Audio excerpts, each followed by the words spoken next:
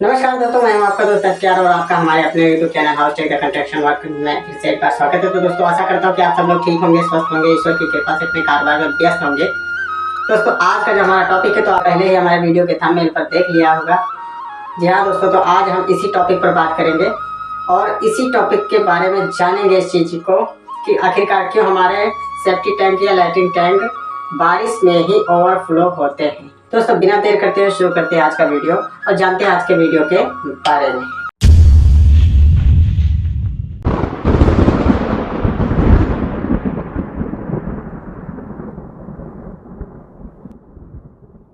तो black board पे दोस्तों सबसे पहले जानते हैं टैंक के बारे में। दोस्तों जो हमारा सेफ्टी टैंक है तो सेफ्टी टैंक या लैट्रिन टैंक जो भी आपके यहाँ कहते हैं, तो दोस्तों जो सेफ्टी टैंक है हमारा, तो ये हमने एक सेफ्टी टैंक की आकृति बना दी है, एक प्रकार का नक्शा है, ठीक है। तो सेफ्टी टैंक बारिश में ही क्यों ओवरफ्लो होता है, इसके दोस्तों कई रीज़न होते हैं। तो रीज़न नंबर 1 पहला मैं ये बता देता हूँ कि दोस्तों पहली बात तो कई बार सेफ्टी टैंक जो होते हैं हमारे घर के धीरे धीरे करके नीचे हो जाते हैं और नाली जो हमारे रोड पर की नालियाँ होती हैं वो नालियाँ ऊंची हो जाती हैं। यानी जैसे कि मान के चलिए ये हमारा सेफ्टी टैंक का सप्लाई पाइप लगा है, ठीक है, ये हमारा सप्लाई पाइप लगा है और इसी लेवल से हमारी ये नालियाँ आ जाती है रोड की, ठीक है। ये हमारी नाली हो जाती है, ये हमारी नाली है दोस्तों और ये हमारा सप्लाई पाइप है, ठीक। ये हमारा सप्लाई पाइप है, इसमें इस पाइप से हमारे टैंक की सारी सप्लाई नाली में जाती है, ठीक है, यहाँ से होकर। दोस्तों इसमें क्या है कि जब हमारी ये नाली कई बार सड़कें रिपेयर होती है या नए सिर से बन जाती है तो नालियाँ पहले अपने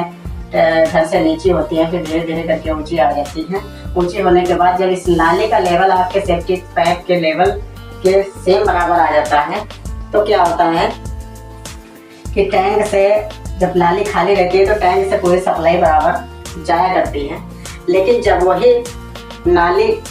बारिश में भर जाती है, जैसे कि दोस्तों ये नाली अगर बारिश में भर जाए तो बारिश में भरने के कारण जब यह नाली बारिश में भरने के बाद चलती है तो यह नाली ओवरफ्लो होती है और ये पानी जो हमारा सप्लाई का टैंक से आके नाले में जाता है, ये पानी नाली की जगह से छोड़कर इसी सप्लाई पाइप में उल्टा वापसी जाकर इस टैंक को ओवरफ्लो कर देता है। और दोस्तों इस पर जो हमारी स्लैब या ढक्कन जो हमने टैंक पर डाल रखा होता है, तो यदि इसका लेवल इस नाली से नीचा जा रहा है, यानी मान के चलिए कि आपकी सड़क की जो नाली है यदि वो ओवरफ्लो होती है और उसको ओवरफ्लो होने के बाद उससे नीचा अगर आपके सेफ्टी टैंक का ढक्कन आपने डाल रखा है तो उस नाली के ओवरफ्लो होने से आपका सेफ्टी टैंक भर जाता है और सेफ्टी टैंक भरने के बाद में ये जो हमारे ढक्कन है, इस ढक्कन के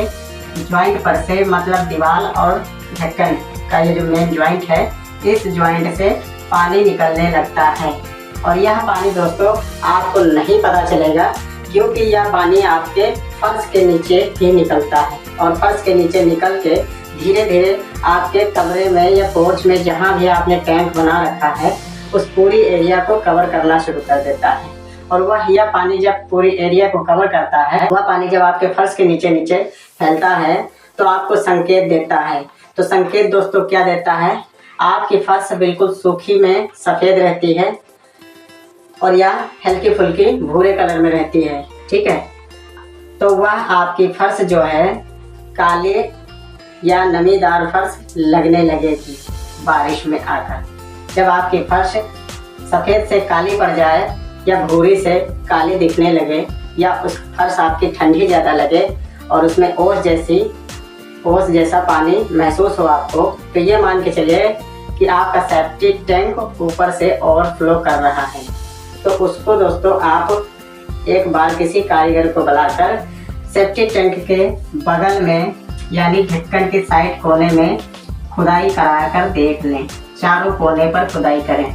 चारों कोने पर थोड़ी थोड़ी फर्श तोड़ कर चेक कर लें। अगर आपको जिस कोने से गीली मिट्टी मिल रही है उस तरफ से आप देखते चले जाएं आपको गीली मिट्टी कहाँ से मिलेगी। अगर दोस्तों गीली मिट्टी थोड़ी दूर तक मिल रही है तो आप साइड से खुदवा कर, आप साइड से जो आपके ढक्कन का जॉइंट है इसको खुदवा कर उसमें आप अच्छा मसाला पेश कर सकते हैं। और इस जॉइंट में थोड़ी सी अगर हो सके तो ब्लेंडर मशीन से कटा कर ग्रूव दीवार और ढक्कन के बीच का जो जॉइंट है इसमें ब्लेंडर मशीन से थोड़ा सा ग्रूव हम ऐसे काट देते हैं। ठीक है, इस प्रकार से जब हम ग्रूव काट देंगे तो ग्रूव काटने के बाद में उसमें हम जो अपना टाट का बोरा होता है या रेशम वाली जो पतली सी सुतरी होती है, उस सुतरी या टाट के बोरे में सीमेंट का घोला मतलब रस्सी की तरह बना के और घोला ऐसे से लगा कर आप इसमें पहले थोड़ा सा घोला लगा दें और उस घोले में डॉक्टर फिक्सेड का कुछ मात्रा 10-15 ग्राम, मतलब जिस प्रकार से आपका घोला यूज हो उस प्रकार से आप डॉक्टर फिक्सेड या सीलन पाउडर को डालकर उस रस्सी में घोला लगाने के बाद में इस ग्रुप में पहले भर दें और भरने के बाद में ऊपर से फिर आप मोरन या बालू का तेज मसाला बनाकर इसमें खूब अच्छी तरह से लगाकर करनी के सहारे दबा दें, जिससे कि मसाला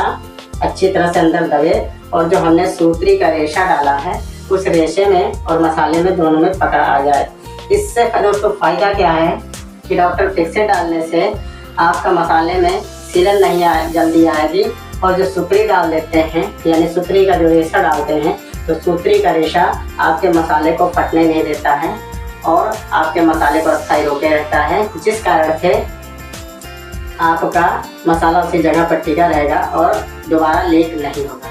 जब बारिश बंद हो जाए 2-1 दिन का आपको टाइम मिले और खूब कड़ाई धूप हो, उस वक्त ये काम आपने करना है, क्योंकि धूप की गर्मी की वजह से हर जगह की सीलन कमज़ोर हो जाती है और धूप ना होने से हर जगह की सीलन दमदार हो जाती है। ये चीज़ आप ध्यान में रखिए। तो दोस्तों हमारा मेन पॉइंट ये है कि हमारे नाली की वजह से भी टैंक हमारा ओवरफ्लो कर सकता है। ये दोस्तों ये टैंक चाहे आपका फिल्टर हो या सादा हो, यानी आप फिल्टर टैंक बनवा के रखे हों या सादा टैंक बनवा के रखे हों, कोई भी टैंक हो, लेकिन ये ओवरफ्लो हो सकता है। ये दोस्तों जो मैंने इलाज बताया है ये तुरंत का इलाज है, कुछ दिन के लिए आपका काम चल सकता है लेकिन हमेशा के लिए नहीं काम चलेगा। तो इसलिए दोस्तों जब हमारी बारिश निकल जाए तो इस टैंक पर हमें उस बाहर वाले अपनी नाली के लेवल से कम इस टैंक का ढक्कन हमें 6 से 8 इंच या 10 इंच ऊंचा कर देना चाहिए और ये जो हमारे कनेक्शन है इनको भी उसी प्रकार से 8-10 इंच ऊंचा कर देना चाहिए। ठीक है, जब आप कनेक्शन ऊंचा कर देंगे तब आपकी सारी टेंशन खत्म और लैट्रिन टैंक ओवरफ्लो होना बंद हो जाएगा। दोस्तों आशा करता हूँ कि आपको वीडियो अच्छा लगा होगा, तो कृपया मेरे वीडियो को लाइक कर दीजिएगा, शेयर कर दीजिएगा और यदि आप मेरे चैनल पर पहली बार आए हैं तो मेरे चैनल को सब्सक्राइब कर दीजिएगा। और फिर मिलूंगा दोस्तों अगले वीडियो में, तब तक के लिए नमस्कार, जय हिंद।